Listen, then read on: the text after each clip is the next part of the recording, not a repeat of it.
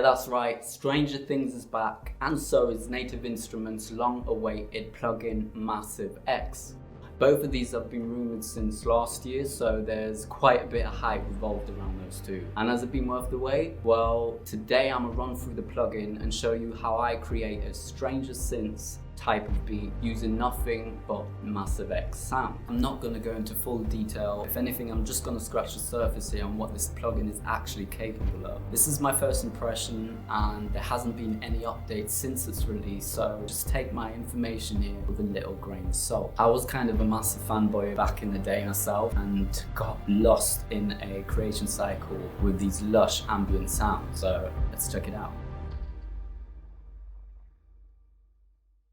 Alrighty then, we have a new project in Ableton Live, and let's load up our synth. And here it is, the new graphic user interface. Yep, I thought the same. What a complicated, overwhelming mess. No, just kidding. When you load up, it should look something like this.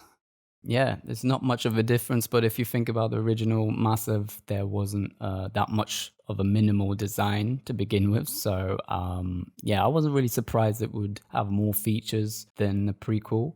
I kind of like the darker version with the, you know, the blue and white color scheme going on there. But I mean, I'm all for letting go, moving on to the future, not clinging on to the past, but maybe the ability to have like a, I don't know, and dark mode. I reckon a lot of producers would be producing till God knows when at night, and there's probably someone coding a hack as we speak, but other than that, there's a great feature to be able to scale this up right up to 200%.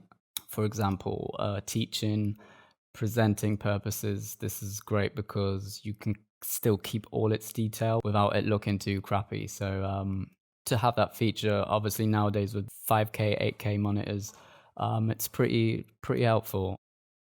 Okay, so a quick look into what this is. So the top half here, this handles all the sound generation. So for example, we have the oscillators, the noise generator, a effects module, insert section, then like an amp, and yeah, the master effects channel. Down here at the bottom half, this handles more of the modulation and routing side of things. So yeah, we have like a voicing tab, router tab, we have these envelopes and LFOs down here, then these trackers down here, voice modulation, yeah.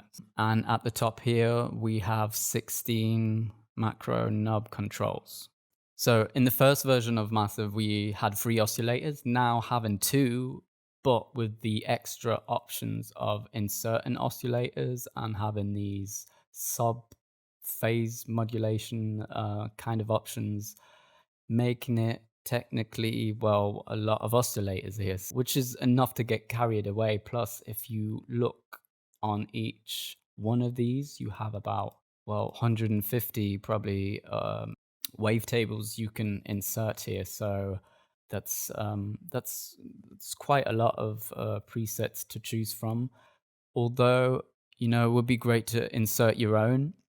Like a lot of sound designers back in the day were creating their own wavetables, you know, like selling them online. There was this whole like kind of community around Massive, and I think that was one of the points of why Massive was so massive in the first place. No, why it was a popular plugin in the first place. It had this kind of like a collaborative feeling to it. It had like a shareable character, which I got a feeling they've closed the doors on this one because there's no option of actually inserting your own presets here. So I don't know if that's something they could maybe possibly work on in the future, but there's loads of presets here to start from anyway, which is all right.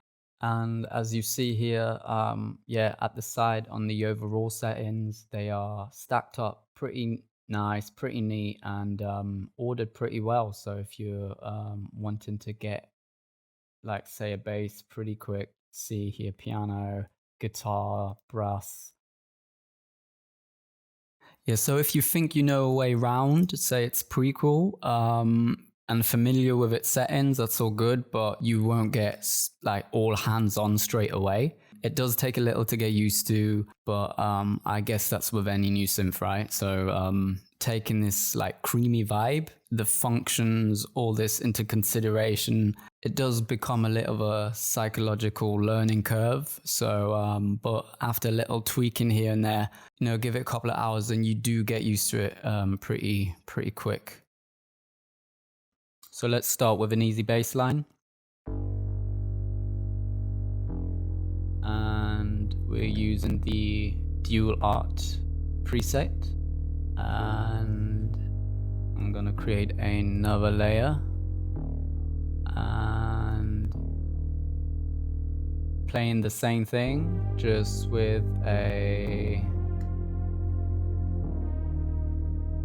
VHS preset under synth pads and the preset VHS. Some cool filter modulation here.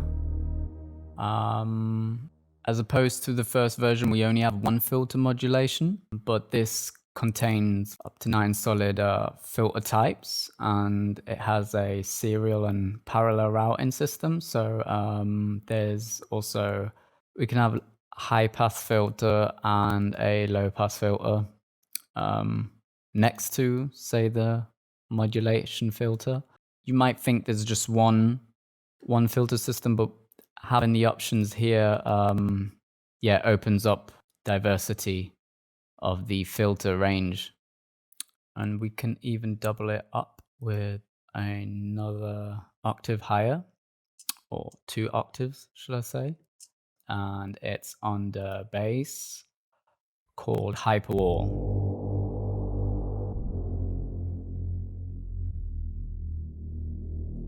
Which is a pretty neat sound.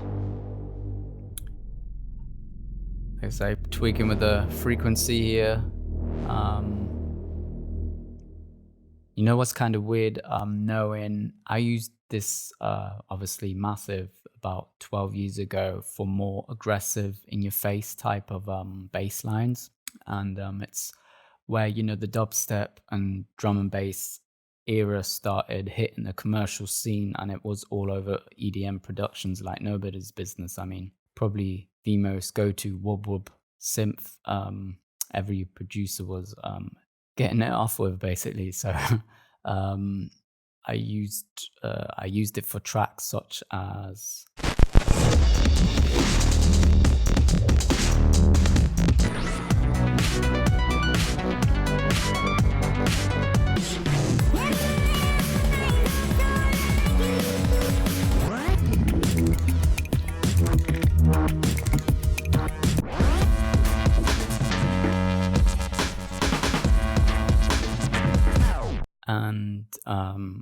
and now I'd probably use it for more like for atmospherical type of tracks, or like dark and gritty film score type music, which is not what you would expect Massive to be designed for. But so it's not just a bass noise monster.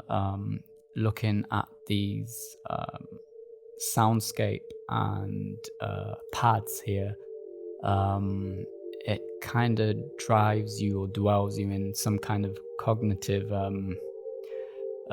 trip. So these, definitely give these a listen to, which we now can go over to our, say, higher pads and brass sounds. So what I found sounds pretty much interesting was the preset Galactica, and I used this for the high atmospherical sound in the background. So if you listen to this.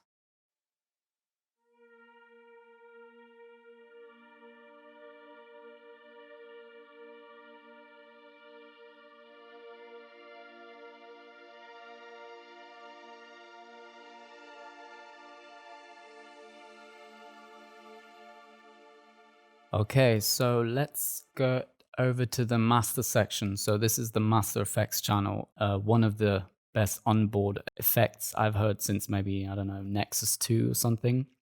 I'm pretty picky with my reverbs, and this has a ton of different, if you go onto reverb, you have all these different settings to alter your sound.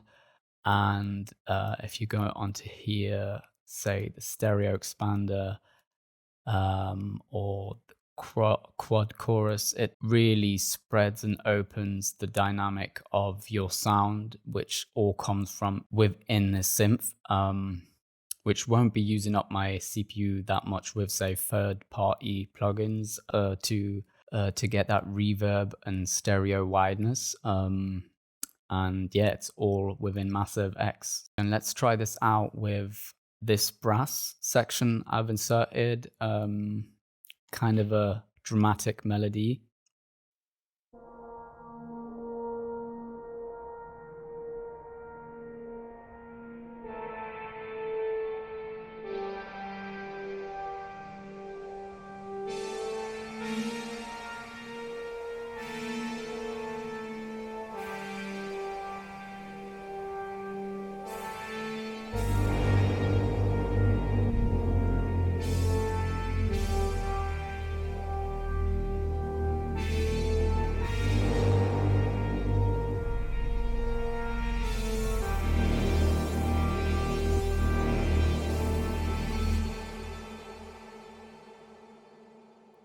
So yeah, as with the original Massive, you can also tell there's a modulation taking place via those colorful rings around each virtual knob control. There's like 16 macros at the top here, also really handy because you can affect multiple elements at the same time just by controlling one macro knob. So just double click it to rename it in order to know where the bottom tab is assigned to. Then these I then obviously MIDI map to my keyboard. The complete control has the ability to have these in reach, which is cool because it lets me route some reverb. This is kind of exciting because I drown most of my sounds into a lot of reverb. Plus, yeah, it has all these algorithms here, so it's like cloud rap heaven, to be honest. If you listen to this.